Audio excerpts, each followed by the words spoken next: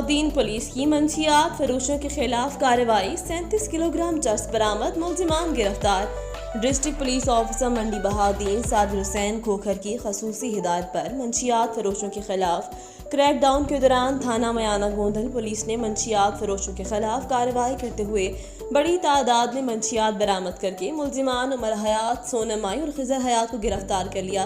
गिरफ्तार मुलजिमान के कब्जे से 37 किलोग्राम चरस बरामद। मुलजिमान की तफ्तीश शुरू कर दी गई है। मुलजिमान की निशानदी पर मजीद कार्रवाई जारी है। मुलजिमान मंशियात इलाका गैर से लेकर मुख्तलिफ इलाकों में फरोख्त करते थे, जिनके खिलाफ मुकदमा दर्ज कर लिए गए। मंशियात फरोशी की लानत है जो हमारे माशरे को तबाह कर रही है।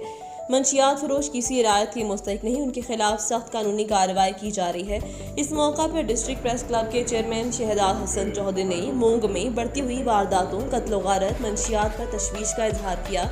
जवाब में डीपीओ सादिर हुसैन खोखर ने कहा, आप निशानदी करें, आपके पास मेरा पर्सनल नंबर है, मुझे बताएं, फौरन एक्शन होगा। और SHO अरूज अब्बास को हिदायत दी कि इस मसले पर तवज्जो दें। आखिर में SHO थाना मयाना गोंदल उनकी टीम को तारीफी सर्टिफिकेट नकद इनाम से नवाजा गया। मजीद खबरों के लिए विजिट करें हमारी वेबसाइट।